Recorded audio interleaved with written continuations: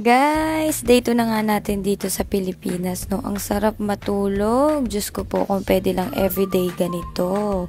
Nandito pa rin pala ako sa condo unit na pinag-stayan ko, guys, nung unang day ko. Pagkabangon ko nga, guys, ay inayos ko agad yung higaan ko. Syempre, hindi naman tayo si Heart Evangelista na merong mag-aayos ng pinaghigaan natin. Lilipat nga din pala ako ng condo unit ngayon, guys. Kasi 22 hours lang ako pwedeng magstay dito. Meron kasing naunang mag-book ng day na to, kaya talagang no choice tayo, lilipat tayo. Baka nagtataka kayo kung ba't hindi pa ako umuwi sa bahay. Wala kasi sila sa bahay, guys. Something happens, kaya nagstay talaga ako dito para maisagawa ko ng maayos yung surprise ko.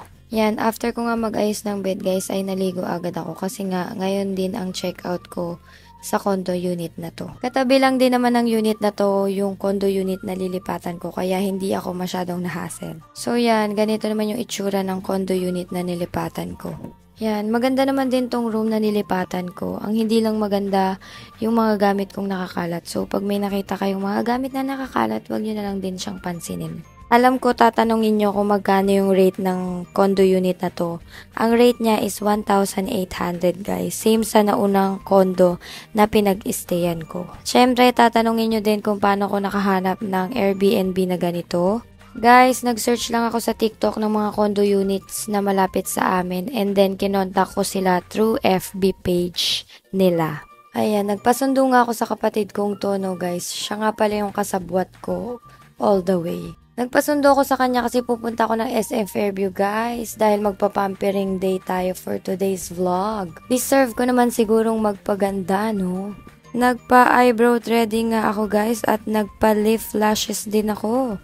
At syempre, tatanungin nyo na naman ako kung saan ako nagpa-threading at nagpa-lip lashes. Sa Hey Sugar ako nagpaganyan, guys, sa may SM Fairview. After ko nga magpa-thread at magpa-lip lashes ay nagpa-foot spa naman ako at nagpa-manicure at pedicure. Nagpa-nail extension nga din pala ako, guys, kasi gusto kong matry. After kong mag-pampering day ay umuwi na din agad ako. Nagluto nga lang ako, guys, tapos kumain at natulog. Abangan nyo na lang din, guys, sa next video kung paano ko sila na-surprise. At alam ko nga kayo din ay na-surprise dahil sa biglaan kong pagdating sa Pilipinas. So, tatapusin ko na lang dito, guys. Abangan nyo na lang sa next video dahil nga hirap na ako sa kuko ko.